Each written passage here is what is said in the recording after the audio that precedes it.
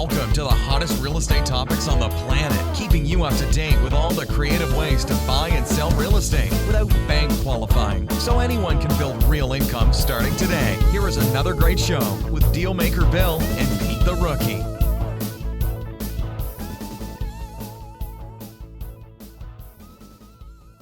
All right, here we are, another episode of Flipping Houses for Rookies.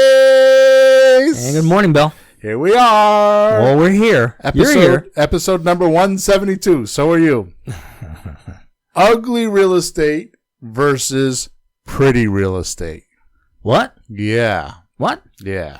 When most folks think about real estate investors, they think about flipping houses for income.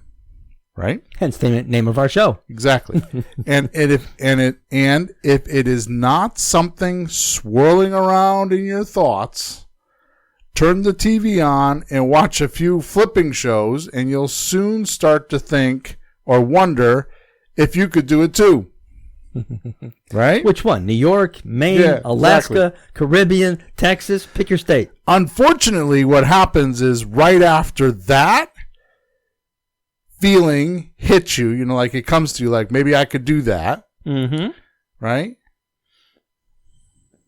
You think, can I do real estate investing?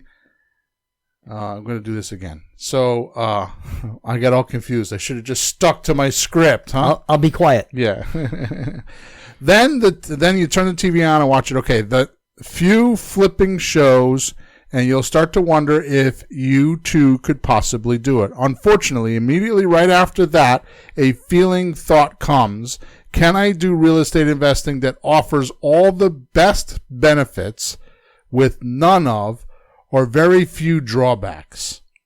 You think that immediately, like after you, right? You think, oh, can I flip? And then you think, oh, can I do it with a lot of benefits and no drawbacks? Isn't that usually? I got this great idea. Oh, but wait a minute. Exactly. Hey, wouldn't it be good if... That won't happen. Especially if you don't have a lot of money or time to waste to figure it all out, right? Yeah. Yeah, a lot of... Yeah, like none. Real estate, for most, is an exit strategy to reduce your current inconvenienced income. That means job. Inconvenienced. You say that. Means what does that mean? Inconvenienced income means you're getting income not the way you want. It's inconveniencing your time and your energy and your resources, and it's not really what you want to be doing. It's an inconvenience. Right? Getting up when you don't want, going where you don't want, doing what you don't want. That means it shouldn't take too much time or cause a lot of anxiety. Right? If you choose to replace some or all of your income and not be time intensive or stress you out, this is the perfect podcast for you. Only because I think by clarifying the difference between ugly real estate and pretty real estate, your desires without all of the common drawbacks that will hold you down when you first start out, will divulge in this show. You're going to tell us, huh? Yeah. Oh. Then you can decide if this is your road to freedom or not. The road to freedom. I like that. Hey, where's the road? Yeah. It's in a house. If I ever build a street, I'm going to call it To Freedom. What road do you live on? To Freedom. Yeah. Well, when I lived in Dunedin, Florida, my friend lived on Freedom Drive. Oh, that's cool. He built the complex. Oh, he didn't call it that, huh? Well, exactly. Good for him. All right. So what I want to do today is I want to jump right into it. I don't want to make this long drawn out podcast, right? Which it probably will be. We have a new thing on the screen now. I have a big ass timer over there so that I could make sure I stick to the hour, which I won't. But I'm going to try to make it less than an hour. Bill's going to try because 30 minutes. We have someplace to go and things to do. I have people to do and things Pete to go. Thinks he does. He hasn't even heard my schedule yet. Yeah, well, I probably wouldn't get to tell you. Mine yours are so busy. I have Bill, can I have a minute? Yeah. So I thought we could pick some benefits, right, to real estate investing. What people want. I only took a couple because otherwise we could talk about it. I mean, I could literally do a 1-day seminar or 2-day seminar on this. We could do monthly specials. This month, Yeah, right? No, in November we'll be discussing. Why not? You know? Pete with his ideas. Well, the shows will be a little shorter that way. So we're going to pick the benefits, right? And then we're going to compare the ugly real estate to the pretty real estate. So we pick a benefit, and we're going to talk about ugly real estate, what the benefits are or aren't, and then the pretty real estate, what they are or aren't. Sure. Okay? Sure. So does it make sense? Oh, yeah. Good. Well, it will when you explain it more. Good. Well, what doesn't make sense about it? Well, I mean, it's sense to me, but listeners may not even know what you mean by ugly house and pretty house if they haven't heard too much yet. Right. You know, they think of, you fix up a house and you sell it. You know. Right. Good. So here's some of the benefits I'm going to cover. Yeah. So one, I want to cover profits because that's what anybody wants to get in real estate for is hip national bank, baby. In other words, the cash in your pocket. Yeah. Right? Because that's what matters. So some are willing to do a whole lot for that. Some have less tolerance for what they're willing to do with that.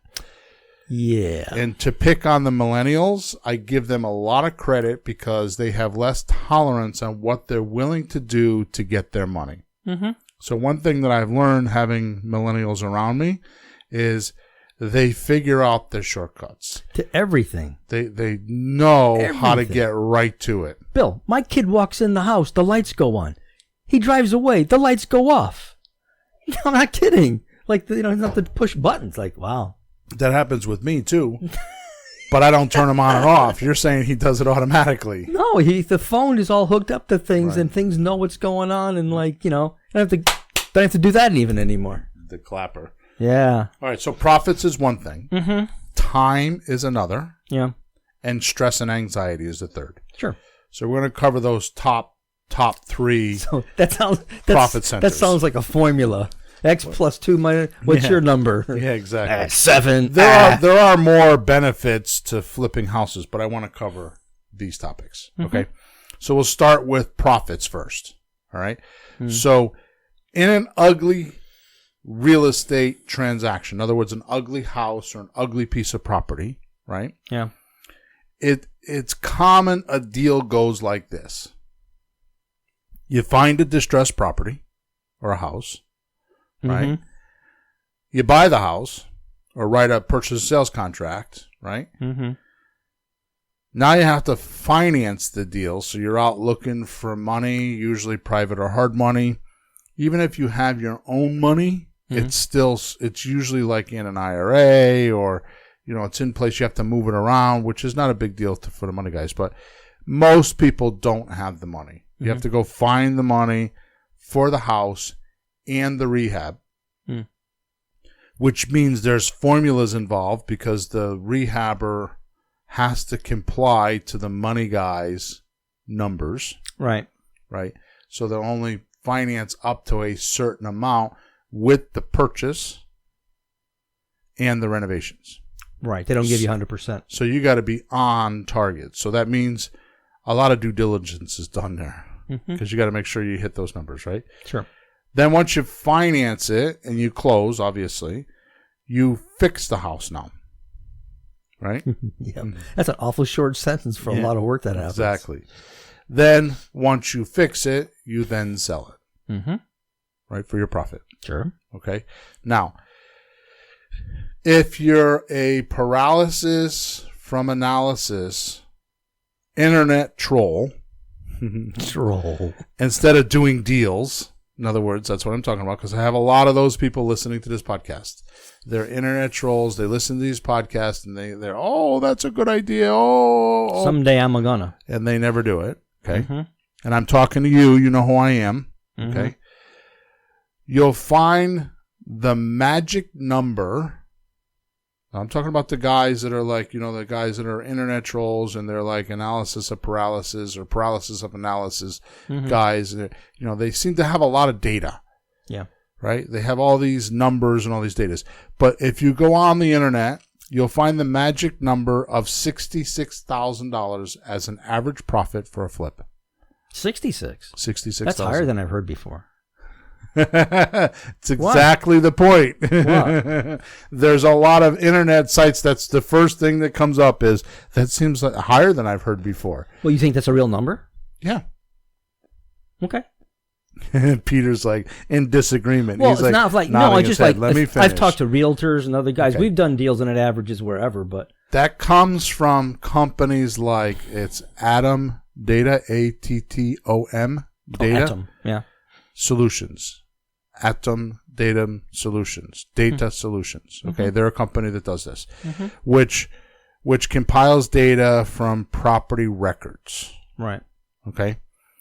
This number is a gross profit that doesn't include the repairs, the carrying cost, finance cost, buying cost, selling cost, any of that stuff. You're looking at me funny. Well, yeah, they don't include the repairs even. So pay attention. I'm listening. That's why. You've been to plenty of our closings, or enough of them now, right? Yeah. When we do renovations, like if we like the house we're doing right now, right? Yeah. We have our own money into that house, right? Mm-hmm. So when we get a check from the closing, does it say what that check is for on the property records? Because the property record said that we bought the house for X and we sold it for X, and there's a difference.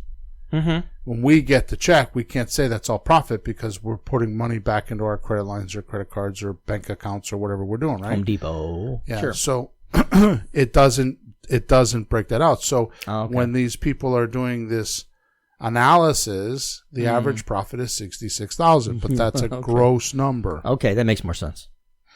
Okay, because I mean, think about just the logistics of the closing, like I just explained. Right? It doesn't know what that money's for; it just knows that you got a check. Yeah. Okay. Now, the Mayo formula, which is the maximum allowable formula that I was taught to by Ron LeGrand, is ARV, which is renovated value. Why don't you do it? Yeah. Well, maximum allowable offer is you take the after renovated value when it's all done and real pretty. So that's the most you're going to get for the house. So you take that number. You have to take 30% off the top, stick it aside, keep 70%, and then minus whatever your repair is going to be, 20, 30, 40,000. Take that off. And then you get a number where you should be ballparking your purchase price. Right. So in this particular case, you're going to take ARV times 70% minus the repairs, which is the common number. Yeah. Now, I just want to make one side note here. I want to divert for 1 second, literally 1 second. It freaking, absolutely freaking, I wish I could swear right now. It just effing surprises me. Yeah. I cannot freaking believe that almost every wholesaler I talk to don't know this formula. Oh, the wholesaler. They don't know the formula. Jeez. It's at least 9 out of 10. Very conservatively, it's 8 out of 10. It's not less than 8 out of 10. They do not know the Mayo formula. And they come to our meetups. They call me. They call our signs when we have signs out. They almost 1 for 1. They don't know that formula. So if you're in the flipping house business, the ugly flipping house business, and you don't know that number, just plain old, just get away from me or expect me to stab you in the heart, you vampire, or put a bullet in your head, you criminal.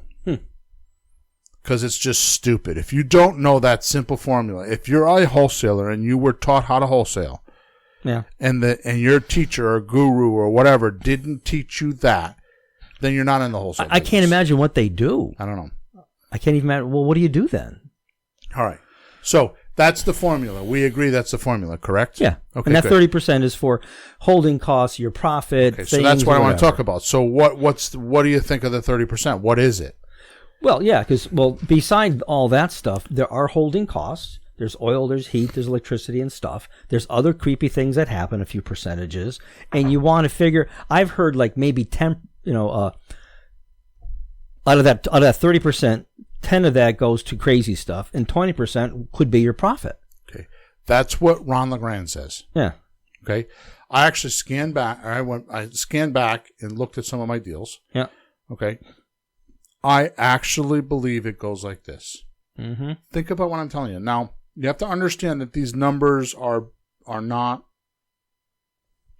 they're just me having a conversation. These are not set in stone. These are not like actual like numbers like we talk about on our deal structuring. Mm-hmm. Those are absolute positive numbers.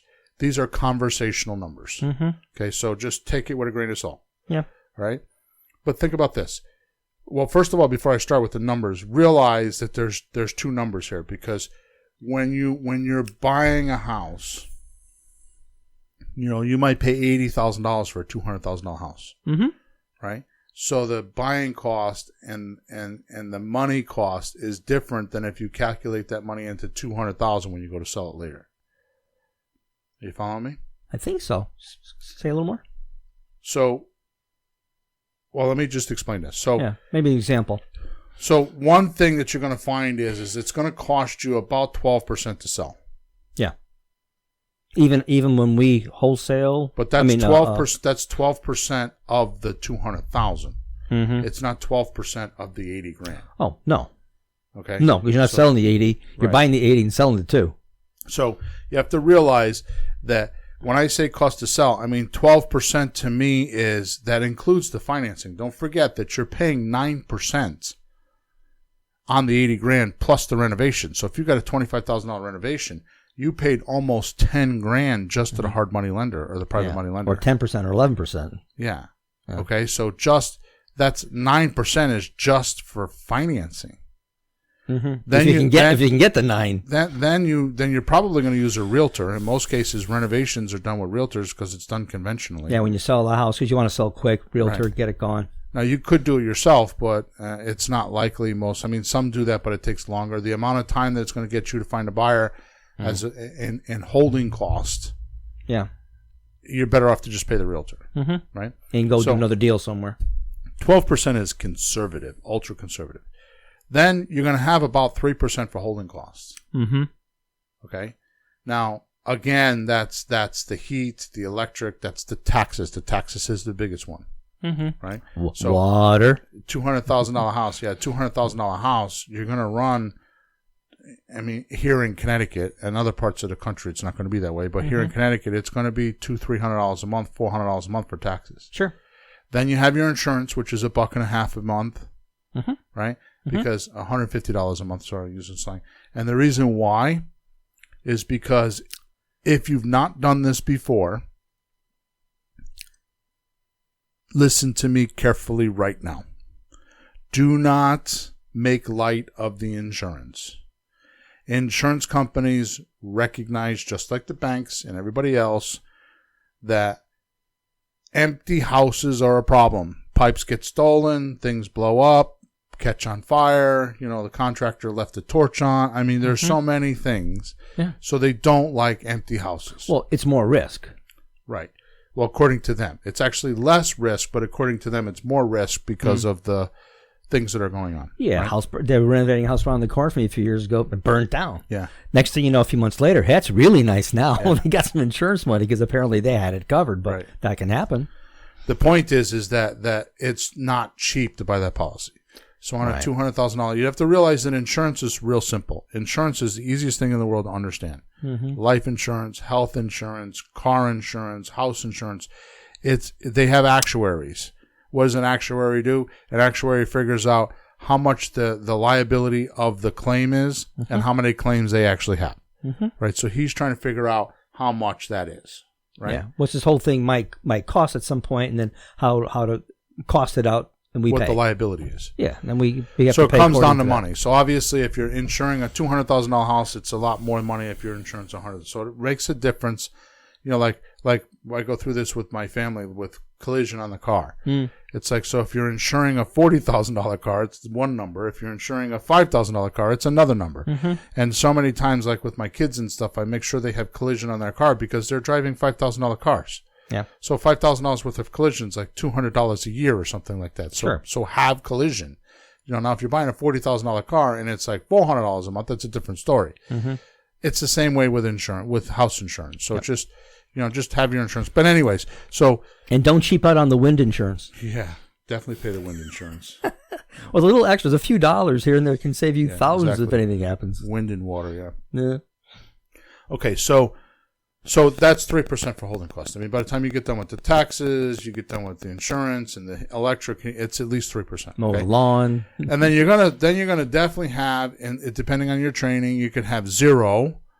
or you can have a 3 to 5% hedge factor, or the mistake factor, the oops factor, like I forgot about this or forgot about that, which leaves us with about 12% profit.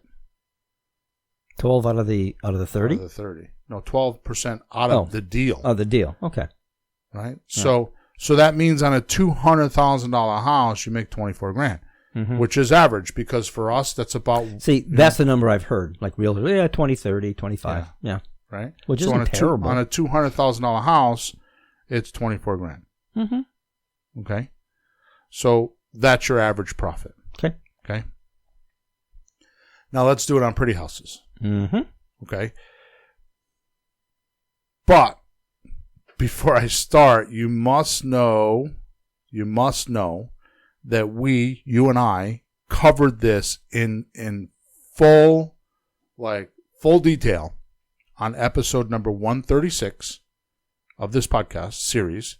It's called How to Make 12 Profits from Flipping One House. Okay. Yeah. And we covered it. It was a whole hour show, and we went over the 12 profits on how to flip one house. Now, we're going to get to this in a minute, but when you flip a house and do a renovation, there's not 12 profits. No. There's only one. Yeah, at the end. At the end. Okay. Goodbye. But today, let's make it simple. It's like, you know what it's like, though? Thank you very much. Here's your check. You're fired. Because you don't have a job. Then it's like, oh, shit, what do I do now? Do we have another one? Crap, we got to go get another one. Right. Right? Because it ends. So let's keep it simple for today. In the pretty house business, when we're buying and selling pretty houses, it breaks down to money now, money monthly, money later. Okay, so let's spend a minute, not long on that. So money now is usually your deposit money, because you're selling on terms, which is like a rent to own. So you're selling on a rent to own. So that means the person coming in is going to give you an option consideration non-refundable deposit. Okay, because you're selling on a lease with an option to buy, which is also called a rent to own. Right. And that's how we got this house, too. We didn't buy this with all kind of private money and all that. This is like we're leasing the house ourselves and not spending money at in the purchase end. It's possible. Right? It could be owner financing. It could be a land contract. It could be whatever. But the point is that they didn't, to contradict what you just said, I've got properties where I paid cash. Some of my best profit properties in this formula are properties that I paid cash for. I went to IRA money and got 5 years worth of lending and sold on a rent to own. So I bought for the least amount I could buy for, which is cash. And I sold for the most amount of money that I could buy for. I could sell for, which is a lease with an option. And I got a big spread in the middle. Yeah, but that's still clever, because the cash you put down was borrowed cash, so you still have some terms on that in that regard. So you got cash with terms. That's very clever. So you got a cash price purchasing. You're paying it back on time, but you're getting money in on time, and everything's covered with more to boot. Correct. So clever. And I don't talk about this a lot, because I just don't, because I don't want to make the wrong impression. But obviously I'm a numbers guy. So I definitely tweak and squeak every number. Okay. And I do it naturally. It's done, and because you're with me, most of the time it's done in my head. And then when you start asking, I have to draw it on paper. And sometimes I draw it on paper. It's actually better than what it's in my head. Right. Well, that makes sense. Yeah. So, in a particular house, like one of the houses you're probably thinking of that I recently did. The money now is I made 10 grand on the purchase. So in other words, I borrowed enough money to buy the property, to do a little bit of renovation, and 10 grand for myself. Yep. Then I cleaned it all up. I sold it on a handyman special. I cleaned it all up. I sold it, and the buyer gave me 10 grand. Yep. So money now was 20 grand. Mm-hmm. right? Yep. And because I have such a spread, because I bought for such a low price, because I paid cash, I got a deep discount. Yeah. My money monthly becomes big now because, I bought for $100 and sold for, $240. Mm-hmm. So the payments is based on the $240 number. That's right. So it makes a chunk of dough, $1,000 or something like that monthly. Yeah. Right. And then I have a back end of almost $100,000. Yeah, because the payments are principal reduction, no interest, just right off the amount that you owe. Not in that case, because I took that money from IRA money. Oh, with some interest? Yeah, so I paid interest. Yeah. Okay. Yeah, I'm actually paying 9% interest. Yeah, and still but good deal. Here's my point: is I hear people cringe and they get stuck with the dollars and the dimes, right? Mm-hmm. You pay 9% interest, but look what I just told you. I made $20,000 up front. I got $1,000 a month positive cash flow and like $90-something thousand in the back end. Do I care that I'm paying 9% interest? No, you got to run all the numbers, but the whole deal. To me, what I've been studying with you and some of the books and things we pass back and forth, the best deal is if you can buy something completely on a loan or on debt and make a bunch of money. Right. If you can do that, you're smart. But then we have the people out there that say, I don't like debt. Yeah, those are people that are correct. You should not like debt. If you're using it for liabilities, if you're buying a car, driving around with an $800 a month car or $400 a month car, I agree with that. But when you buy debt for an asset and it produces money, then it's good. I mean, if you want a good reality of that, Kiyosaki covers that. His latest book called Fake is an amazing book. He talks about how debt is how the government prints money now. And you should go. He's got an audio version of it, and he's got a book, a 600-page book, too. Yeah, I just brought back your audio version. It's an MP3 file. I thought it was a CD for a couple hours. I went a couple of weeks in the car. Yeah. But, oh, my God, if you've ever read the whole Federal Reserve story, do this one next for the updated today view of what's really happening today. Could you put that in the Facebook link, please? Yeah, I brought it back to you. It's right over there. See, Kiyosaki, please, the book. I took it back and... All right, so we have money monthly, money now, money monthly, money later. We just talked about that, right? So now lately, actually from reading the book Fake, okay, I used to talk about it in the beginning, and I stopped talking about it, but it reignited in me Fake, Kiyosaki, I'll give him credit for it, okay? Is I talk a lot about infinity returns. Yeah. Right. Now, he talked about in that book, and like I said, it reignited some stuff for me, right? So if you put nothing down, and putting $100 to me is like nothing. No. Okay, you put nothing down on a piece of property, and you make $10,000. When you figure out that return, what is it? That one is close to infinity. Or if you pay yourself that $100 back, right, it is. So it's just... Here's the point. 0 times 10. You multiply any number times 0. What does it give you? Yeah. Infinity. Yeah. Well, it gives you 0, but that means there's no restriction, really. There's no payback. Right. Now, here's the interesting thing. You do that without bank loans. You do that without borrowing money. Right? Or if you borrow money, it's from the seller. Right? You do that without renovations. And... it's most often done within 30 days. Yeah, it's not a long deal because you're not stuck on renovating.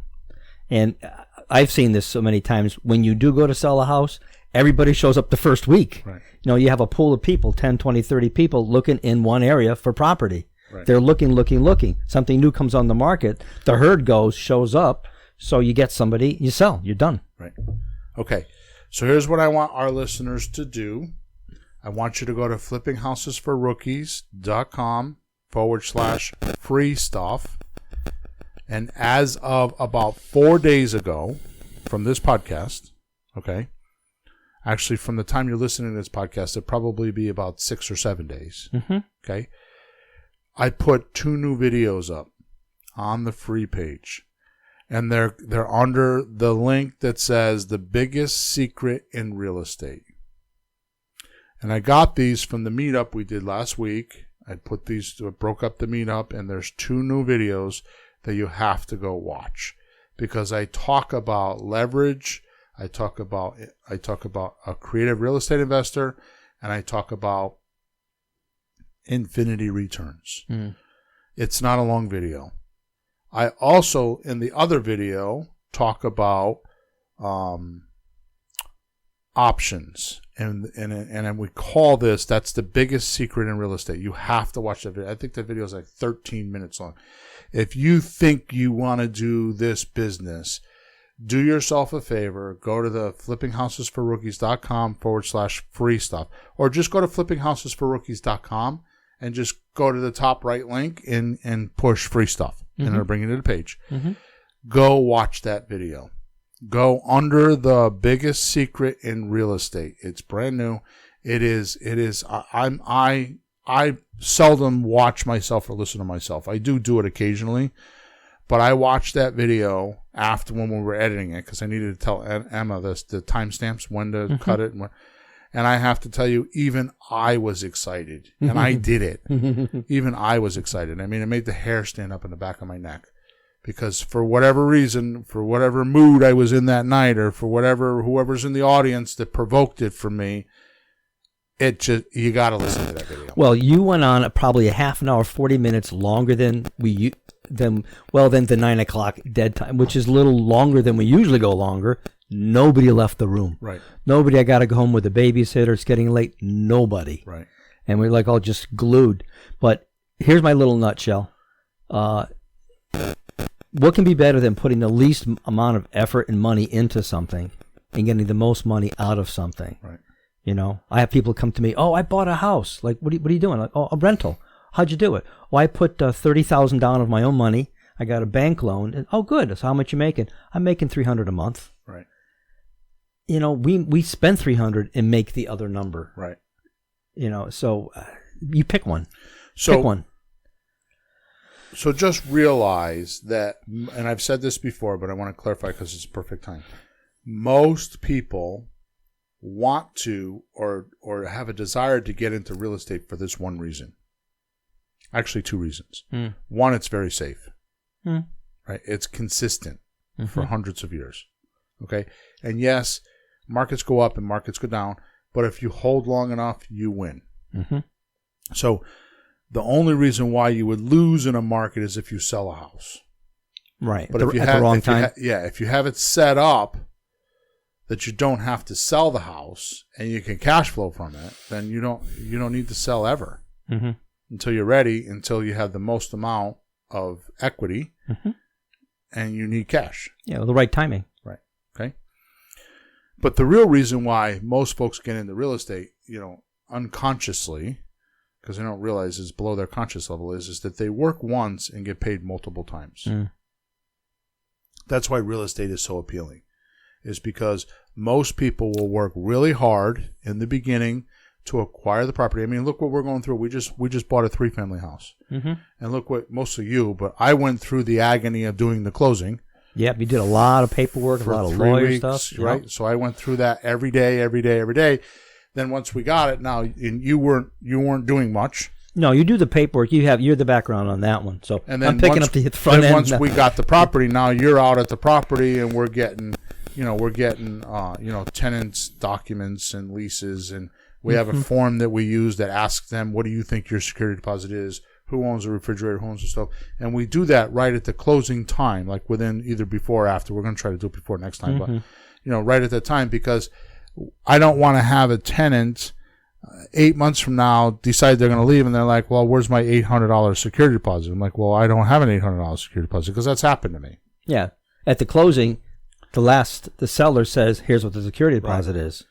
And if the tenant says that ain't right. So we have them fill out a form of what they think, and then we take that information and we go back to the seller and say, well, so-and-so says we have an $800 security deposit. Where is it?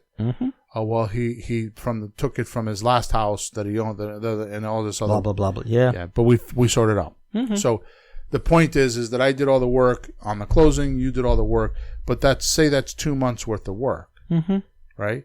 Yeah, but not solid either. I mean, but once 30 hours and 10, 20 hours. My point is once it's set up, then it'll produce, and it's just a matter of a few hours a month. Mm-hmm. But we did all the work up front, and then it just keeps producing, which is why people want to be in real estate. Yeah. Okay, so that's the point. Yep. All right. So the other thing you should do before I move on is there are other videos that if you've not watched them in the last 30 days, you should go watch them again. These videos, if you're going to be a creative real estate investor, I strongly suggest you watch them weekly until you start doing multiple deals. Because I have had numerous, and when I mean numerous, I don't mean 2 or 10. Mm-hmm. I mean numerous, like probably, I don't know what the number is, but it's more than 10 or 20 people. Mm-hmm. Numerous amount of people tell me that every time they hear me explain deal structuring, they get something new out of it. Well, even yeah. my coaching clients, No, even you. Yeah, I've seen people like go to the meetup and like you might cover a similar topic or the same thing. Yeah. They keep going. I learn something every time. Like, okay, good. Why so not? you should always listen to these videos. All right. So go to the flippinghousesforrookies.com. On the top right, hit free stuff. Go watch the 8 videos on how to do deal structuring. Mm-hmm. Okay. Also, you should listen to episode number 164 in this podcast series, Flipping Houses for Rookies, right? And that's called an exclusive look into how you can do a real estate deal this week without experience. So that's episode number 164, an exclusive look into how you can do a real estate deal this week without experience. Okay, that would be helpful. Mm-hmm. All right. Now let's press on next to the next benefit. All right. So let me say it again. Let's press on to the next benefit. Yeah. Okay. And that's time. Mm-hmm. Okay. I did something very interesting here. So I want to like buzz through this, but if you have questions or anything, then you should stop me, right? Because you will have questions. Okay. Okay. So ugly real estate. Because flipping houses, which, by the way, I want to clarify, it's a play on words. Most people don't realize that with us. We call us flipping houses for rookies. Mm-hmm. It really means flipping pretty houses, Mm-hmm. not ugly houses, because that's what we teach, right? So it's a play on words, but well, you're still flipping it, which means taking it, doing something, and selling it, right, but not renovating. We'll do renovations, but you don't need us for that part. You need us for this fancier part. So check this out. Because flipping houses seems to be very intuitive. And intuitive means what one feels without conscious reason. Mm-hmm. Or it's like instinct. Mm-hmm. Right? So intuitive means what one feels without conscious reason. Or it's pure instinct. Hopefully common sense a bit. Yeah. Okay. So because flipping houses seems to be very intuitive, Mm-hmm. right? Most people feel that the process, let me get this straight. So most feel fairly intuitive about it, right? Mm-hmm. So, or about the process. That's what I'm trying to say. So most people are intuitive about the process. So they feel like, like instinctively, they know the process. Like there's some logic that they're following? Like it's just kind of like, so they think it's just common sense. Yeah. Anybody can do it. Okay? Yeah. Which means the general public feels like they can grasp this flipping houses very easily. Because most people feel like it's an intuitive thing. Sure. It's an instinct. I can do that. If I had money, how many times have we heard that? If I had money, I could do this and I could do that and I could do this. Right? That's how many times do we hear that? Yeah. Okay. Yeah, sure. But you do things to make money. You don't get money to do things. Right. You plant the seed, something grows, you work. Right. And you make money. Which is why I always say that money chases deals. Mm-hmm. Most of those people, the deals are chasing money. It's backwards. And they don't even get that. So if they don't understand that, then they aren't making money. Yeah. Money chases deals. Deals don't chase money. Aren't there books, stories, movies about somebody getting dropped in the middle of nowhere in a city and has to survive and, make it work and buy something, sell something, Who was that? completely diverting. What was his name? He was in real estate? Yeah, he was the guy that wrote the first No Money Down. Robert Allen? Robert Allen. Yeah. He did that. Yeah. He did that for a long time. Drop me in a city, and like within 3 days, I'll have real estate. Or take somebody, give me somebody in a city I'm not familiar with, Yeah. and I'll show them how they could buy real estate without any money. Like give me a bum off the street type of thing, and I'll show him. Give how me they your could buy meek, real your estate. destitute, your poor. Right, and he did And that. I will lift them. Yeah, I still got that book in the bookcase. Mm-hmm. Yep. So this is the reason why, because it's an intuitive thing to flip houses. This is the reason why most trainers and gurus stick to this. Because most people think they can do it, so it's easy to push them over the edge and get their money to teach them how to do it. Yeah, the rehab way. The rehab way. Yeah. Buy something, fix it, sell it. Yeah.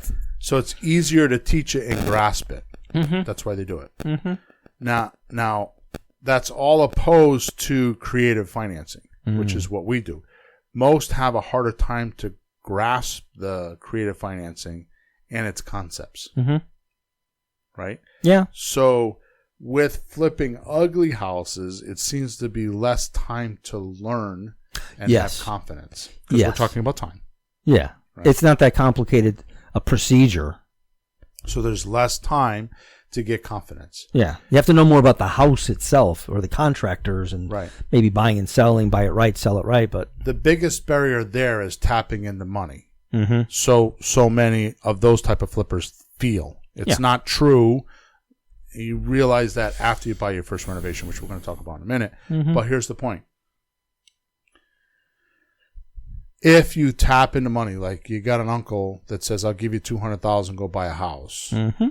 You feel like that's the biggest barrier, so your instinct or your intuitiveness will take over, and it's like, okay, I'm going to go do it. Mm-hmm. And I'm going to tell you, just based on so many people on my communication lines, if you would, right? So they communicate with me, right? That's not true. It's just not true. No. Okay. All right. So I can see them paying too much for the property, spending too much on it, and making not even that $24,000. Just talking about exactly. Right? Just talking about how many times do we have people at the meetup that are like that? You know, they actually have to bring money to the table. $3,000-$4,000 to the table. I can think of a couple of them that actually came in our coaching and would not listen to me. They were like no best. They think they knew everything, and they're telling everybody else on the call what they do. And then they don't last in the coaching group because next thing you know, they do a couple deals and they don't make any money and they're struggling and they're coming back to me whining and crying. Well, how can we get rid of this house? We want to get rid of the payment. We want to get rid of the debt. The private money guys do, and they're like begging me to help them, and it was too late. I mean, I ended up helping them and we ended up doing stuff, but it was too late. No, you got to do it right from the start. All right. So once you have confidence, you find a house. Get one of your many, many, many, many offers accepted. Yeah. Right? You can now chase contractors. Right? You can struggle with the permits in the building departments and the city employees. Make the house completely pretty. So now you can battle with your picky buyer and their realtor. And don't forget the inspection, the appraisal. Most don't know that 81% of the folks looking for a house aren't qualified, which means there's 19% left that are qualified, that can bring cash to the table to close with. Right? And what I've figured out is that those people that are buying those houses, they're buying, it becomes very mechanical, right? With the numbers. And the number one rule, okay, in society is the person with the gold makes the rules. Yep. So if your person is one of the 19%, which is the lower portion of society, right? Now, I'm not going to go into this, but there's a whole philosophy I have in my head that I have not talked about a lot, but we have the 80-20 rule, right? Yeah. This is actually backwards. It goes against everything that you think with the 80-20 rule. Think about it. 20% of the people have the money, right? 20 is it like 20% of the people have 80% of the money? Or just the money? Yeah, you could say that. Yeah. Or 20% of those people will give you 80% of your problems. Yeah, okay. Right? I mean, it's... But so you're talking about the 20%. You're talking about the 20% that actually are financially in better shape, but they're not the lower quality people. They're the lower amount of people. Right. Only 20 bank qualify. But they make the rules. So they're the ones that watch the A&E shows and the Flip This House shows, and they're the ones that are dictating the color of the kitchen counters and make sure that they're granite, and the color of the floors and the light fixtures, and they've watched a bazillion of these shows, or the wife has anyways, watched a bazillion of these shows, and now they're enacting it in your house. I saw a lady in one of the shows that walked into a completely brand new renovated kitchen. She goes, I'd have to change those cabinets. I don't like them. They're brand new. Leave them alone, lady. Like, I don't like the color. Jesus, stop. There's children still hungry somewhere. Anyway, you make your 12% profit, right? In my experience, it takes about 4 to 6 months. That's conservative, really conservative. Yeah. It took me multiple houses to get it down to 4 to 6 months. Mm-hmm. Most of the time, it's 8 to 10 months, if not more. But we'll say we'll because there's going to be skepticism on this call, and there's going to be critics on this call that will send me support tickets about how they did it in 3.5 hours. I buy cash, and okay, fine. But the average person, a closing. That's right. A closing takes 30 to 45 days alone. Yeah, that could be buying and selling. Yeah, there goes 3 months. Yeah. So let's just say 4 to 6 months. Once you're experienced and have been trained. Mm-hmm. So either you have experience and did multiple houses, or you were clever like I was and you paid somebody to train you so you don't have to go through the 3 or 4 mistakes to learn how to do it yourself. Only 1 or 2 at that time. Yeah. You still have to learn. Right. So the first few houses that you're going to do are going to take longer. But let's just take the 4 to 6 months, right? So I don't have like solid calculations, but think about this. Mm-hmm. Okay. So let's say now we're doing a renovation right now. So I'm going to do the drill with you. So is it real that we spend about 10 hours a week at that property? Some weeks. I try not to.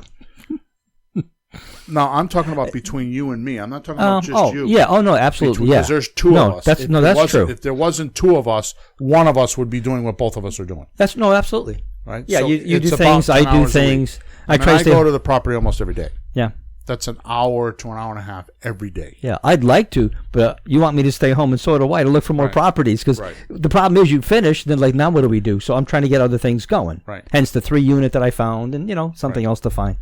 So it's ultra conservative to say it's about 10 hours a week. Now that's after I've done dozens and dozens and dozens of renovations. In the beginning, it was more than 3 hours. It was more than 10 hours a week. Well, I spent a lot on one before this because I hadn't done too many, and I was just all over it. It was more than chasing contractors, helping the other guy, doing some of my own stuff to save a couple of bucks. So stuff. If we were to multiply that, I'm being ultra conservative. I want you to understand that these numbers are absolute, complete, total bullshit. Well, it's not like we surveyed the entire country and averaged the whole thing out. But these are real things that happen. These are bullshit numbers. These are for the skeptics that think they're smarter than me, which, God bless you, there's a lot of people more smarter than me, or smarter than me. Just listen to the way I'm talking, more smarter than me. There you go. Right? So, but these are just to make a point. These are absolute bullshit numbers. You're not going to do these unless you've done dozens of renovations like myself. Mm-hmm. You're not doing these numbers. Mm-hmm. These are super, super, super low. Mm-hmm. Okay? So if you did 10 hours a week times 16 weeks, which is 4 months. Mm-hmm. Okay? Now, how many houses have we done together? Mm-hmm. And how many have we done in 4 months? Not many. I think 1 or 2. They were by accident. Yeah, that's why I want to do this one to get it righter, get it better this time. So they're more like 8 or 10 months. Mm-hmm. Okay? So if you multiply 10 times 16, that's 160 hours. Yeah. Okay?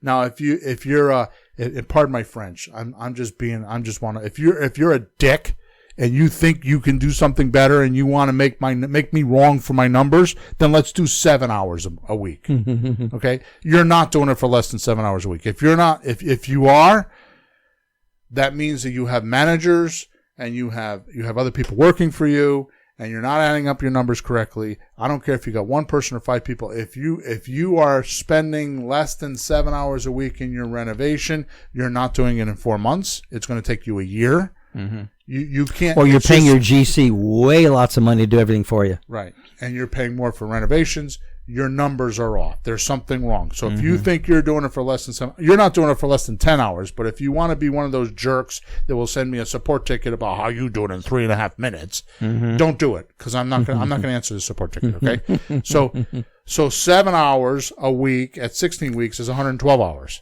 Okay, it's a lot of time. That's what my point is. Okay, I'm telling you, after doing dozens and dozens and dozens of these flips, these numbers are really about half your time. Let's take the first one, because I think 10 hours a week is conservative, but I think it's real. So if you did 10 hours a week, and I'm telling you that it's 160 hours at 4 months, it's really going to be 8 to 10 months. So that number is really 320 hours. Okay. Really. Yeah. But let's just keep going with the numbers, right? And think of it this way: that's 8 hours of a job, 8 weeks of a job, right? 8 weeks on a job, 40 hours a week. Okay. Now let's say that we use my example as before. You got a $200,000 house, and I know that not the whole country is that number. That's a good average. But just do your numbers. So Countrywide, yeah. So let's say you're using a $200,000 house. You're making 12%, which is $24,000. Right. Divide the 160 into the $24,000, and it puts you at $150 an hour. Not terrible. If you can do it. Now the other number. That's the ideal scene. That's like after you've spent money and you've done the training, you've done a few deals, you've put your time in now. It's kind of like a lawyer that charges $150 an hour. Yeah, but he went to 6 years of college and spent $200,000 for his education. He deserves to make $150. Sure. He did an internship for 3 years for his whole summer instead of spending time doing other things. Yeah. Right? Okay, so it's $150 an hour. So that's at 160 hours. If it's double that, which is 8 months, right? It's not $150 an hour. Now it's $75 an hour. It's half of that, yeah. Right? So realize that $75 or $150 an hour is okay. I mean, I don't want to make light of it. No. A lot of people make $20 or $25 an hour, which, let's say you make $25 an hour. Okay? You're not making $25 an hour, number one. Yeah. You're making more than $25 an hour because your employer is matching your taxes. There's benefits. There's workman's comp. You're really making about almost twice that, $40-something an hour, because the employer is contributing that you're not aware of. So you're really not making $25 an hour. The rule is about 30% more than what you're getting is what the employer is contributing. So you're really making $25 an hour plus 30 or 40%. Okay, so really that's what you're making. Okay, so you're not that far off if you're making $25 an hour. Well, the real estate sounds more like a job now. Right. Okay. I'm making $75. And you go, I made $24,000. How much did you make an hour? Right. I mean, that's still a good bottom line, though. The $24,000 is great, but what if you can make $24,000 in? But wait a minute. Wait. You're making $150 an hour, but what do you have at stake here? You signed the loan personally. You have to make sure all your calculations are correct. You have to keep the timing in if the contractor doesn't show up or if he burns down the house, you're stuck. You're on the hook. Okay? You borrowed all that money. You borrowed the $80,000 and the $40,000 for renovations. So you owe $120. So if the job doesn't go good, not only did you not make so the $150 an hour is not just your labor. Like you went and did a job for someone. Yeah. You're like, look, boss, I built the sidewalk for you. Where's my 8 hours pay? Sure. things didn't work out so hot, and the boss will figure it out. You can't walk away. He'll call the city. He'll call the insurance company. This is like I'm going home now. This is like when I talk to Emma and I say, you know, the story I tell Emma about the story about the, you know, the ships hitting the beach, hitting the rocks. No, a ship with the guy with an army of ships, right? One. And they hit the beach, and he tells them to burn the ships because it's either we die by the sword or we win. Yeah, right. There's no going home on this. That's one. what this is. You don't get to go home. There's no going back. Because you go home, you go to bed, you go to sleep, you cut the light, and you see the house. Right. You see the investors. You see the bank. So we're 54 minutes in. I didn't do my time right. So let's do pretty house real estate now, right? Yeah. Okay.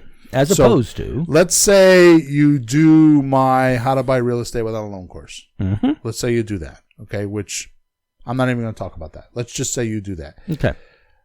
Which a lot of people have done, and a lot of people have done exactly what I'm talking about. I did not make this up. These are like almost case studies. Okay? And you find a slot deal within 30 days. Slot deal is a sandwich lease option transfer. If you don't know what that means, go to flippinghousesforrookies.com, hit the free stuff on top, and watch the video. Okay? Yep. I'm not going to explain it now. Let's say it takes you 30 days once you find the property. It might take you 30 days. And really all this comes down to how much time do you put in. Like to find a slot deal, you might have to talk to 12 or 15 people in their house. So does that take you a week to do that? Or does that take you a month? Or does that take you 6 months? Does that take you a year? Because the people that do this are the people that do this. Mm-hmm. Okay? So the people that do these deals are the people that are doing this. Okay? They're talking to people, they're making offers. Okay? Right. And it takes you 30 days to sell it once you find it. So I don't know how long. Let's say it takes you 3 months to study my materials, get out there, make some offers, and make 15 deals or make 15 offers. Okay. Okay. And then it finds you a deal. But once you find a deal, once you find the deal and you go, you push the go button. They sign the documents and you go. Right. It takes you. Let's say it takes you 30 days to sell it. Okay. Okay. Now, I'm not going to count the training because that's another thing. Because I'm going to tell you right now that I have many students that will get the how to buy real estate without a loan course and within a weekend have enough data that on Monday morning they can go do this. Because it's all step by step, laid out, videos, how to fill out the paperwork, scripts, for sale by owner scripts, where to find the buyers, where to find the sellers. It's all right there. I was up and running in after 3 days of studying. In 10 days, I was up and running, and at 2 weeks after that, I had the first calls coming in. There you go. So, and it was a little shocking to you, but I think, well, you just read the data and do what it says. Right. Start hunting around and just start going. Right. Now, on that same $200,000 house, you make $10,000. Right. From the difference in the down payment money that you got from your buyer and had to pay to your seller. That's how you make money in a slot deal. So someone's coming in, they want to buy the house, but they move into it temporarily on a lease while they're getting their credit straightened out. Rent to own. 2 year rent to own. But they give you a deposit of because $10,000. They're really going to buy it, so you got to put some real skin in the game. Right. About 3 to 5%. So they give you $10,000. You didn't give your seller a deposit, so you keep the whole $10,000. If you promised your seller $10,000, then you would need to get $20,000 to make this deal. Yeah, and those numbers are whatever you can get. Right. It's up to you. Your best buyer, take that guy. Here's the amazing thing. The entire process, I'm guessing, which I'm being ultra I'm not being conservative here. I'm being like, it takes less than this. If you spend 30 hours doing a slot deal, that's a lot. Okay. So you take the $10,000 and you divide it by 30 hours, right? And now you're making $333 an hour. But wait. Without the bankers. Yep. Without closing agents. Contractors. Without attorneys, realtors, inspectors, contractors, etc. Right? And here's the thing. All these people that I'm talking about are telling you their rules and how you have to comply to get their money. Because in those deals that we're talking about, in an ugly house, you're talking about following their rules because they're the ones with the money. And if you want to get their money, you have to play by their rules. So if you want your buyer to get a loan, you need to comply. Yep. So if there's a mosquito on the kitchen counter and it costs you $85 to get it off the counter, you have to pay the $85 to get it off the counter. Otherwise, they won't lend you the money. Because you want a licensed person to do that. Correct. Yeah, you can't just get a paper towel. Yeah, exactly. Can't do it yourself. Exactly. So because with this type of a deal, we're not selling the house. This is important. This is huge. We're actually selling the financing, which means the buyer is a lot less pickier. See, with the ugly property, we're selling, we buy it, fix it, flip it. That we're selling the property, and the property is safe for the banker to lend on. So he's all about, if I get the property back, that's the worst case scenario. So the lender doesn't lose. Right. Okay. But they make you make sure that the property is safe, solid, secure, pretty for them. So in that particular case, the banker thinks that his money is more important than our money. Because the common think in society is if you need money, the only place that has it is the bank. Because the banker wants you to believe that. The only place to get money is in a bank, which is not true. Well, we're indoctrinated with that very early in life. If you want to get money, go to the bank. But Bill, it's funnier than that. They don't have any money. Yeah, exactly. When you listen to Kiyosaki's book, they don't have money. So what we're actually selling when we're doing pretty houses or pretty real estate is we're selling the financing, which means the buyer is a lot less pickier. And because we're in that 81% realm of people that can't qualify for a mortgage, we have a lot more to choose from, right? And at the end of the day, we're making the rules and the decisions, not someone else. So you get to pick who goes in the house. You get to pick whether they give you $8,000 or $15,000. You get to pick it all. Nobody else, right? How much per month? Right. For rent? Is this making sense? No. This is not intuitive. Right. That was your point earlier. Right. You know, once you understand, you go, oh yeah, that would happen. Yeah. So these people can't buy a house, but you'll let them live there on a lease. Yep. They get the credit straight, and then they can stay in the house. Right. So honey, we can get a house rent to own. We can move in. When? Now. Let me ask you a question. Now. How many times could you go to a car lot and say, I'd like to drive the car for, I don't know, 60 days to make sure it's the type of car I want to use. Yeah. And if I don't like it, I want to bring it back. Yeah. That's what we're offering these buyers. Yeah. They can live in a house for 20 months, and if they don't like it, they can give it back. They can have their kids go to the school system. They can shop in the local grocery store. They can see what the neighbors are like. They can do all of that, and if they don't like it, they can give it back. But you don't want them playing games with us either, so please give us $5,000 or $10,000 to $20,000 down to prove you're serious, though. If they walk away, we get to keep that money. And the day that my life changed in this industry is when I learned that I make more money on the defaults than I do on the on the rental money and all the money coming in. And when I learned that, which we talk about in other episodes, when I learned that, that's when my life changed. Yep.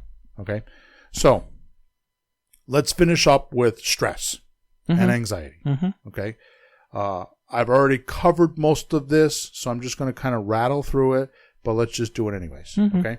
So ugly real estate stress. Okay. 1, finding cheap houses, getting a deep discount. That's not so easy. No.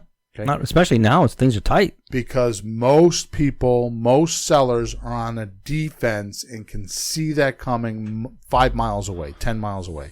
So they have defenses to prevent that. They've been educated on how to defend themselves from you, the slick salesman that's going to try to buy their house at 40 cents on a dollar.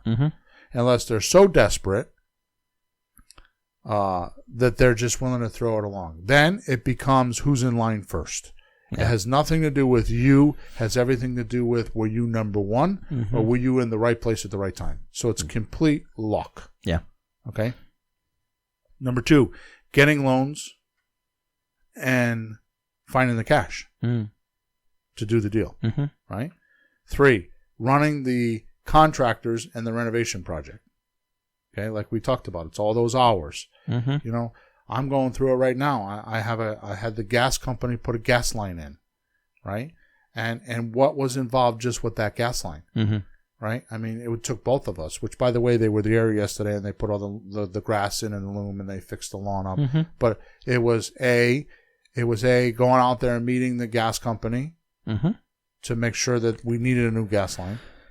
Then it was making sure they were scheduled to come out and put the gas line in. So one crew, so then they had to come out and do the call before you dig marks. Yeah. And then they spray the street. Yeah, and then they the come lawn. out. We make an appointment. We wait 3 weeks. They come out and they dig the gas line up. They put the new gas line in. Mm-hmm. They cut the sidewalk, right? So now what happens is they have, now that they're done, the guys have to come. Another crew comes out and looms it and puts grass seed on it. Mm-hmm. Now another crew has to come out and fix the sidewalk.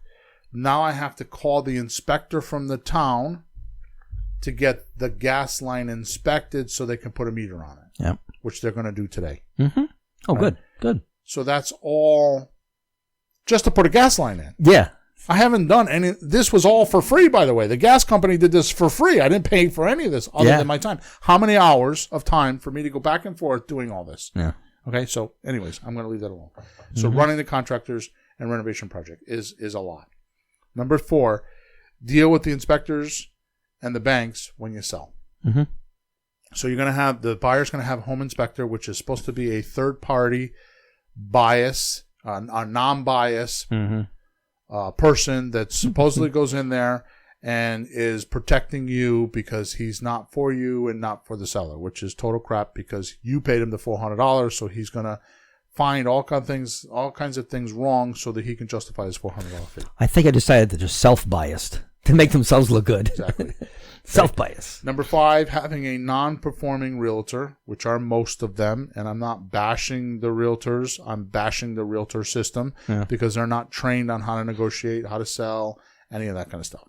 They're just trained on how to go put it on the MLS and hope somebody calls them and write a person's sales contract. That's what they're trained for. So you want somebody to fight for you a little bit, not just take the path of least resistance and give in. Well, one of the things you and I talk about is when we're selling a house is who depending on the house, who's going to be able to negotiate with the inspector the best. So like this house we're not worried about because we did a roof, we did a brand new kitchen, we did 2 brand new bathrooms, brand new floors, brand new doors, brand new basement, brand new furnace. Everything's brand new. Baseboards. Right, baseboard heaters. Everything. I mean, everything is brand new. Yeah. I mean, it was a complete, absolute, it wasn't a gut job, but it was, we Close. replaced everything. Close. Okay. It has brand new, when I bought it, it had brand new windows in it, so we don't have to worry about that. So we're not as worried about the negotiating with the inspector. But there are some houses where we're like, yeah, we need to get somebody that's going to be able to negotiate that. Mm-hmm. Right. So that's the one thing that we talk about quite a bit. Okay. Mm-hmm. Okay. So, another thing is, so having non-performing realtors was number 5. Number 6 is finding time to do it all weekly. Mm-hmm. That's stress and anxiety for a lot of people, right? Number 7 is hoping all your numbers are correct. And, right? Yeah. And you have a lot on the line, Mm-hmm. right? Because you're personally guaranteeing everything and all that kind of stuff. So you're hoping your numbers are correct so that you can get, because the object is this, when you buy a house, the day you close, you have an expectation of getting more back than what you put in. Yeah, that'd be nice. Right? Yeah. So you're always wondering if that's going to happen. Yeah. Okay. So number 8, so that's even, stress and anxiety. Bill, I've heard some of your clients, your students, they got maybe a really big profit too, like could be a 50, 60, 80, $100,000 profit, and they're sweating over they might lose 1,000 on something. Right. And I think, just Christ, take it easy. Worst that'll happen, you make 90. Take it easy. Stop sweating it. But they still do. Like, I just lost 1,000 on that. Like, That's okay. why they make 90 grand. Yeah, but All right. So number 8, when you're flipping houses like this, capital gains tax is higher because what happens is capital gains tax is figured on a 12-month profit period or a 1-year profit period. yeah, So capital gains is higher on the quicker deals. yeah. Okay. They don't like you to make too much money too fast. Right. They want some Well, more it's a of it. higher tax rate because it's all within the 12 months. Yeah, they want their You piece. can't. You don't have enough write-offs to reduce it in 12 months. That's what it comes down to. Mm-hmm. Number 9, unforeseen problems behind the walls, right? and strange places you didn't think of, right? Like the asbestos, the third inspector found Right. way up in the corner of the where you couldn't even see without a flash. Oh, look, there's a little piece. Vermiculite, that's a big one. Vermiculite. That's what happens is vermiculite is a type of because we have 100-year-old houses here. Yeah. 7,500-year-old houses. So vermiculite is something they drill in the ground for. It's like an insulation. It's like it's like a porous mineral, right? Yeah. You can see it in, like, sometimes you buy a seed starter mix, Right. and it's mixed into there. So it's a common Problem material. is that some of the mines when they were mining vermiculite, they went through or drilled through asbestos, asbestos veins in Really? the earth. So some vermiculite has asbestos, some don't. So in my city, they just automatically, well, we don't know whether it is or isn't, and there's no real good test for it. So it has asbestos, remove it. Yeah. They take You take the safe road so there wasn't lawsuits and sick people or whatever. You might have missed that, or it might be a part of an attic you missed that in. So anyways, that's the point. Yeah. Number 10, dealing with the city codes and the town employees. We're doing that right now, right? Mm-hmm. All right, so pretty real estate, anxiety and stress, right? So first, and this is the reverse, it's not stressful. You pay more than everyone else pays. There's no line. You're not like lucky when you find a deal because you're paying more than everybody else pays because you have time to pay. Mm-hmm. So if everybody else is paying 80, you could pay 100, 120, 130, whatever, because you're getting financing. Mm-hmm. If I were to sell my computer today for $1,000 cash because I have a Mac, you're paying $1,000. But if you put it on your credit card and pay 24 months, you're paying more. Yep. That's just how our society works. So when you get time, you pay more. Mm-hmm. And you make more. And your seller realizes this because you tell your seller, my buyer's paying on time and they're willing to pay a premium price, and I pass that along to you. Mm-hmm. Okay. Number See, 2. that was a good line right there. Write that down, folks. What you just said. Exactly. It just zipped by like just a line. No, that was a real line. That's what we tell them. Number 2, in most cases, the seller gives you the loan. So you don't have to worry about money because the seller has confidence in their own house and they'll lend you on it. Yeah. A lot of times they don't need the cash right now. Sometimes they do for things. Sometimes they just want to get rid of the house and they're fine and you can just buy it like that. So I don't have it on the list because I forgot to put it here. So I'm going to talk about it now. So just because you're talking about it. So with anything over 12 months, capital gains is a lot less. Mm-hmm. Your seller, in very many cases, like suppose they have mom and dad's house that they inherited, they have a capital gains issue because unless they did like what you did and they lived in the house for 5 years with their mom and dad, you move out of your house and moved in with your mother. Yeah. Most people won't do that. So there's a capital gains issue with your seller, and there's a capital gains issue with your buyer. Yeah. With you. I hadn't thought about that in my own property, but it's true though, huh? Yeah. It'll be 5 years it'll be 5 years this. Yeah. Right. So if you live there, there's no capital gains, but in most cases, a lot of people have houses because they don't live in them, they have to pay the capital gains. Is it no capital gains or just a different number? It's a lower number. Yeah. So the point is that when you're buying the way we're buying, you relieve them of that capital gain. So very often you could save them 10 or 20 grand just in taxes by spreading out the term. Mm-hmm. Okay, doing it over 3 years or 5 years or whatever. Okay, so in most cases the seller give you a loan. In most cases you can save the seller and yourself capital gains tax. There's no contractors or renovations. Right? No. There's no professionals like bankers and realtors and inspectors telling you what to do, right? Most of your time doing this is from your desk, right? When you're doing pretty deals, you don't leave the house. Obviously you go out and look at the house. Obviously you prepare, but once there's certain things that you do, like when we're selling a house, we let them go through the house. Most of it's done from our desk. We're not going out there 15 times a day and showing a house. So you work from your home. A lot of times what I'll do is when I'm selling a pretty house, I'll do it early in the morning when nobody's around or later at night. So if you have a job, it's perfect because you can do your work, at 12 o'clock at night. You don't need to have your buyer out there looking at a house. You could send emails and, stuff like that. So it's a lot easier to manage your time because you don't need to be at the house with a contractor or with a buyer and doing all that stuff, right? Yep.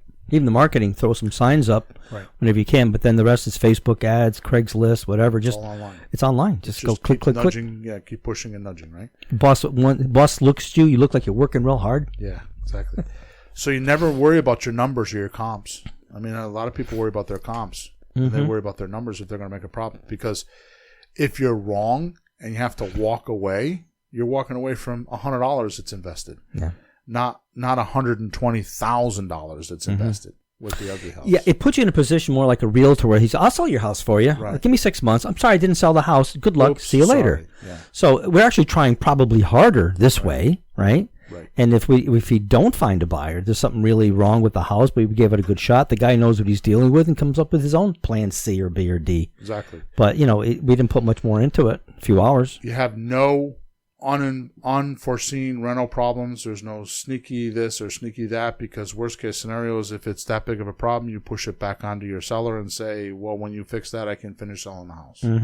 Right? Like the well went dry, or the septic system's bad. Like if you find that stuff, you don't, the deed's not in your name in most cases. You don't have to worry about it. No, you're almost representing them in a way to try to help them sell the house, but you're an equity share owner. If there's problems, like, dude, this is the problems with your house. No wonder you couldn't sell it. Like, fix these things. So, really, the only real stress, and we're going to end, the only real stress we have here is learning how to do it. Yeah. That's really the only real stress. I noticed once that if you want to make a lot of money, you either have to work really hard, like dig those ditches or some really hard work, or get trained to know how to do something, spend a lot of time learning how, then have an easier time making money because your knowledge, you're leveraging your knowledge is ROI, return on information. So you're better off to, like you're saying, you're better off to leverage your mind than your pocketbook. Yeah, and your back. Yeah. Okay, so obviously I feel very strongly about I have probably the shortest runway, which is how to buy house, how to buy real estate without a loan. That's probably the shortest runway that I've run into, and 10 times easier than wholesaling. And I mean it's like it's a few $100s, but it's probably the cheapest. It's the cheapest thing I've ever seen. In fact, I've gone back and forth in my mind because it's too cheap and people may not think it's enough. I know that's we're trying to make this like the Henry Ford model. Everybody should be able to do this because it's fine, but Henry Ford's motto is that every American should own a car. It should be affordable car. So that's our model is that every real estate investor should have an affordable training system so they can get out and get started. But they told me my next training would have been $17,000, Bill. Yeah, exactly. Wouldn't that be more valuable than the $500? Exactly. Yeah. So we just bought some coaching that was more than $17,000, and we got 2 more calls left, and it wasn't worth the money. So I know all this because I've helped a lot of people already. You've helped a lot of people already. We have a lot of support. I don't post that stuff because a lot of it's private. I should start doing that. I'd like to have the number of how much money people have made off the courses. I know one person made about $250,000. One person, but I'd love to see if I add it all up. Is it $1 million yet? Yeah. I mean, it's real. It's a real number. It's not just. It would be hard to do, but yeah. Anyways, so we went an hour and 17 minutes, which is a little bit longer than I wanted to go, but I think you actually got a good concept. Not the whole thing, because like I said, we could do a whole seminar on this. Ugly real estate versus pretty real estate. Why we hammer it so much, because there is a big difference. Now, I'm not bashing don't do ugly real estate. I'm just saying that may not be your first deal. That doesn't have to be your first deal. Well, why not have 2 ways to do the business? Right. Why not have a way that if it isn't a renovation, you don't have money, you don't have credit, you don't have time, you don't have contractors, you could do something. Here's the irony of the whole thing, and then we'll end it with this. The irony is if you go out there and look for terms deals, these cash discounted deals will fall in your lap by accident because your place is looking for houses that nobody else is looking. And how look at me, they fall in my lap. Yeah, they're by accident. Yeah, it's like, and we stressed over them. Should we just wholesale it? Should we renovate? Like, okay, right. And that's a better position to be in than like you don't have to. Yeah. Okay. All right. Good. So thank you for listening. Please, Bill, give us a review. Go to wherever you're listening to your podcast. I prefer it to be iTunes. I'm looking for more reviews on iTunes. If you go to flippinghousesforrookies.com, top right side of the page, there's a link there that says podcast. Click on that, and you can give us, and then on that page on the right, there's a big red button that says give us a review. Probably shouldn't be red, but because that means stop, but go give us a review. Okay, so flippinghousesforrookies.com, top right hand side, podcast. You'll see it says a big button there, says give us a review. That goes to iTunes. Please do that. That means a lot to me, means a lot to you. Good, bad, or indifferent, just give us a review. We're about 4.5 stars, I think, right now. I would love to hit 5. We've got a bunch of reviews on there already. Thank you for the people that have. They're awesome reviews. There's some, in the beginning, we had some where people were complaining about we were chit-chatting too much and static and stuff like that. But we've since fixed all that, obviously, because there was no chit-chat today. I mean, we went through the content. Last thing is just go to flippinghousesforrookies.com if you've never been there. If you have been there, Emma works 35 hours a week, and that's probably 90% of her time is on that website. So every week there's changes. So constantly go back there because we're constantly making changes. We're adding materials. We're adding courses. I think at this point we have around 15 courses, and they range anywhere from $37 to $500. My most expensive course is $500. And if you don't have $500 to spend in real estate investing, then you're a spectator. Just keep listening to the podcast and don't contact me because you're not for real. End of story. I don't know what else to say. The truth, not the truth. If you don't have $500 to spend on real estate, then you shouldn't be in the game. And worst part of it is I give multiple payment options, so you don't even need $500 to start. Okay. With that said, we're over and out. Catch you next week. Thanks for tuning in to the hottest real estate topics on the planet with Bill and Pete. If you want to continue learning how to buy and sell real estate without money or credit, head over to flippinghouses.club for some cutting-edge real estate wealth tools. Or contact us at info@flippinghouses.club.